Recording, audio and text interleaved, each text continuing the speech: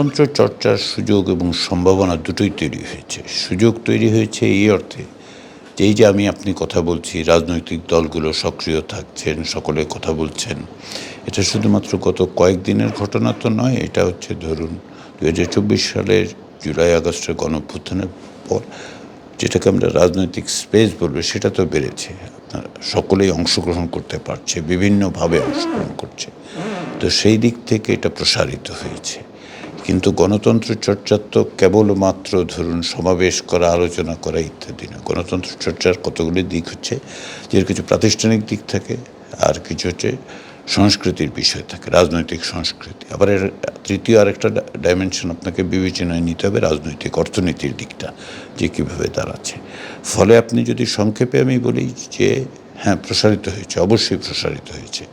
কারণ আমরা যে ভয়াবহ পরিস্থিতির মধ্যে দিয়ে চলে গিয়েছিলাম, শেখ হাসিনার সরকার একটা ব্যক্তিতান্ত্রিক স্বৈরতন্ত্র, প্রতিষ্ঠানহীনতা, এক ব্যক্তির উপর নির্ভর করা, এক দলের কার্যত এক দলের শাসন, তো সব মিলে যে পরিস্থিতিটা ছিল, সেখান থেকে তো আমরা বেরিয়ে এসেছি। এটা জুলাই আগস্টের গণঅভ্যুত্থানের সবচেয়ে বড় দিক তো সেটা ছিল যে স্পেসটা তৈরি করা।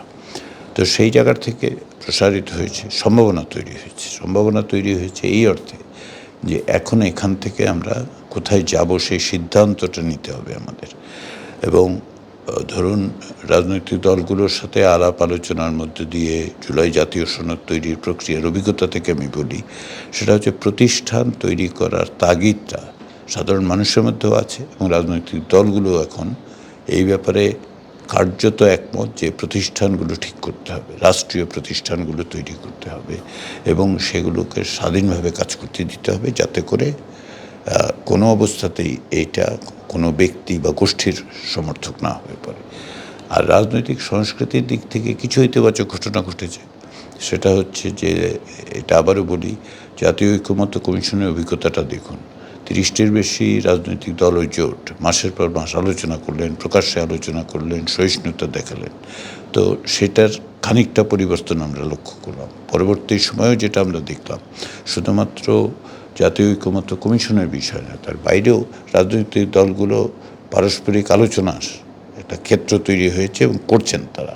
নির্বাচনকে কেন্দ্র করেও আপনারা দেখেছেন এমন সব দল একসঙ্গে হয়েছে, তারা আবার অন্য জোটের সাথে কথা বলছে, চেষ্টা করছে। এইটা এক অর্থে ইতিবাচক, বড় রকমই। তো এটা যদি অব্যাহত রাখা যায়, যে আলাপ আলোচনার জায়গাটা তৈরি করা এবং অব্যাহত রাখা, কিন্তু সেটা অব্যাহত থাকবে কি না সেটা নির্ভর করবে যে আপনার ডেমোক্রেটিক স্পেসটা কতটা আছে। হ্যাঁ, আরেকটা হচ্ছে যে মৌলিক বিষয়গুলোর ক্ষেত্রে মত পার্থক্য সত্ত্বেও কতদূর দলগুলো পরস্পরের প্রতি সহনশীল থাকে, সহিষ্ণু থাকে। তৃতীয় হচ্ছে রাজনৈতিক অর্থনীতি। রাজনৈতিক অর্থনীতিতে বড় রকমের পরিবর্তন ঘটে নাই, কারণ এটা অকস্মাৎ ঘটে না। রাজনৈতিক সংস্কৃতিও যেমন অকস্মাৎ বদল হয় না, তেমন আপনার রাজনৈতিক অর্থনীতিটাও বদল হওয়াটা খুব ইমিডিয়েট 2 দিন, 4 দিন, 5 দিন, 6 মাসে হবে তা নয়। সেই জায়গাটাকে আমি সম্ভাবনার জায়গা বলছি, যে এই সম্ভাবনাটা আছে যদি রাজনৈতিক শক্তি, বিশেষত নতুন নতুন রাজনৈতিক শক্তির উদ্ভব ঘটে। তদুপরি প্রাতিষ্ঠানিকভাবে যদি এমন ব্যবস্থা করা যায় যে গণতন্ত্রের চর্চার অনুকূল জায়গা থাকবে, তাহলে রাজনৈতিক অর্থনীতিটা পরিবর্তিত হওয়ার সুযোগটা তৈরি হবে। এখনও আমরা সম্ভাবনার জায়গায় আছি। যে কোনো রাষ্ট্রের পররাষ্ট্রনীতির ভিত্তিটা হবে ওই রাষ্ট্রের স্বার্থ, জাতীয় স্বার্থকে বিবেচনা করতে হবে। এটা হচ্ছে প্রথম, যে আপনার কোনো স্থায়ী বন্ধু নাই, আপনার স্থায়ী কোনো শত্রু নেই। রাষ্ট্রকে এটাই বিবেচনা করতে হবে। এটা হচ্ছে প্রথম কাজ।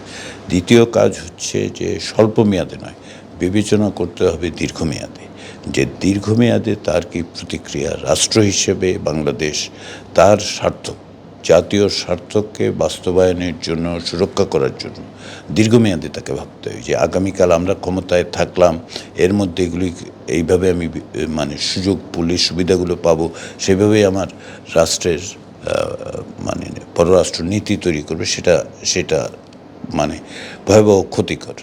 তৃতীয় যে বিষয়টা এই ক্ষেত্রে যেটা লক্ষ্য করতে হবে, সেটা হচ্ছে গোটা বৈশ্বিকভাবে আমরা এক ধরনের অস্থিতিশীল পরিস্থিতির মধ্যে আছি। কারণ কি? এক হচ্ছে যে ক্ষমতার ভর কেন্দ্র অর্থনৈতিকভাবে বিবেচনা করলে এইটা এশিয়াতে ইতিমধ্যে উপস্থিত হয়েছে। প্রভাবের দিক থেকেও যদি বিবেচনা করেন, চীনের যে উত্থানটা ঘটেছে সেটা তো প্রমাণ করে যে আগে এই জায়গায় এরকম কোনো শক্তি ছিল না, পুরোটাই আটলান্টিক কেন্দ্রিক পশ্চিম ভিত্তিক এরকম একটা ছিল, সেই জায়গাটা ভেঙে পড়েছে। এবং সেই ভেঙে পড়ার জায়গায় আমরা যেটা দেখতে পাচ্ছি, যেটাকে আমরা রুল বেসড গ্লোবাল পলিটিক্স বলতাম, যে ধরুন কতগুলি নিয়ম নীতি, কতগুলি মূল্যবোধ দ্বারা পরিচালিত হতো, সেটাও পরিবর্তিত হচ্ছে। মার্কিন যুক্তরাষ্ট্রের ভূমিকা, বিশেষত গত এক বছরের কিছু সময় বেশি সময় ধরে আমরা যেটা দেখতে পাচ্ছি, সেটা হচ্ছে ট্রাম্প অ্যাডমিনিস্ট্রেশনের আন্ডারে। তো ট্রাম্প প্রশাসনের যে, সেটা ভেনেজুয়েলার ঘটনাই বলুন কিংবা অন্যান্য ক্ষেত্রে বিভিন্ন আন্তর্জাতিক সংগঠন থেকে যুক্তরাষ্ট্র প্রত্যাহার, এগুলি কী প্রমাণ করে? এগুলি প্রমাণ করে যে রুল বেস যেই গ্লোবাল পলিটিক্সে, সেটা ক্রাম্বল করতে শুরু করেছে, এটা ভেঙে পড়েছে, প্র্যাকটিক্যালি ভেঙে পড়েছে। এখন এটা যখন পুনর্গঠিত হবে, এটা তো শূন্যতার মধ্যে থাকবে না, কোনো ভ্যাকুয়াম থাকবে না, তাহলে কিছু নতুন শক্তির উত্থান ঘটবে। আবার পুরনো শক্তি, যে যুক্তরাষ্ট্রকে যদি আমরা পুরনো শক্তি বলি, ইউরোপকে যদি আমরা পুরনো শক্তি, এগুলি তো অকস্মাৎ চলে যাবে না, তাদেরও প্রভাব থাকবে। এবং যুক্তরাষ্ট্র এখন শক্তি দিয়ে এটা অ্যাসার্ট করার চেষ্টা করছে। অতীতে একটা দীর্ঘ সময় ধরে যুক্তরাষ্ট্র চেষ্টা করেছে, আর শক্তি প্রয়োগের ক্ষেত্রে তারা অকুণ্ঠিত ছিল, কিন্তু তাদের প্রধান লক্ষ্য ছিল আদর্শিকভাবে বিজয়টা অর্জন করা, সফট পাওয়ারের ব্যবহার করা। এখন ট্রাম্প অ্যাডমিনিস্ট্রেশন সফট পাওয়ার নিয়ে মোটেই চিন্তিত না, তারা মনে করে যে হার্ড পাওয়ার দিয়ে এটা বাধ্য করা যাবে। এই যে পরিবর্তনগুলো, এই পরিবর্তনের মধ্যে বাংলাদেশকে যুক্ত থাকতে হবে, এটা হচ্ছে খুবই জরুরি। যে সে দর্শক হতে পারবে না, কিন্তু কারণ দর্শক হলে যেটা হবে সেটা হচ্ছে তার স্বার্থ রক্ষা করার কোনো দ্বিতীয় কোনো দেশ নেই, যে যার স্বার্থ দেখবে, এটাই স্বাভাবিক। বাংলাদেশকে তার জাতীয় স্বার্থের বিবেচনা করতে হবে। সর্বশেষ যেটা আমি বলবো সেটা হচ্ছে রাষ্ট্রের সাথে রাষ্ট্রের সম্পর্ক। ক্ষমতায় কোন দল থাকলো, সেইটা যেন যারাই ক্ষমতায় থাকবেন তাদের বিবেচনাটা যাতে না হয় আমি ক্ষমতায় আছি, আমাকে প্রোটেক্ট করতে হবে, আমি কি পাবো, এই বিবেচনাটা যেন না থাকে আর কি। বিবেচনা করতে হবে যে রাষ্ট্রের সঙ্গে রাষ্ট্রের সম্পর্কের ক্ষেত্রে আমি কোন নীতিটা অনুসরণ করব, এবং সেটা যদি না করতে পারে, যদি বিবেচনা করে আমার টিকে থাকার জন্য আমার এই সুবিধা হবে, আমার দলের প্রতি অন্য দেশের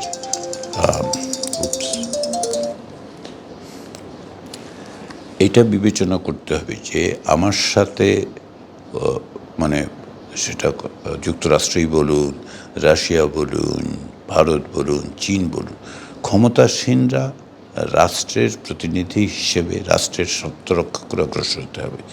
ফলে এই একটা অস্থিতিশীল পরিস্থিতির মধ্যে, অস্থিতিশীল পরিবর্তনশীল একটা পরিস্থিতিতে তাদেরকে নির্ধারণ করতে হবে যে আমি জাতীয় স্বার্থ কার কীভাবে, কোন জায়গার থেকে আমি কতটুকু লাভবান হব দীর্ঘমেয়াদে। জুলাই সনদ বাস্তবায়নে আমরা যে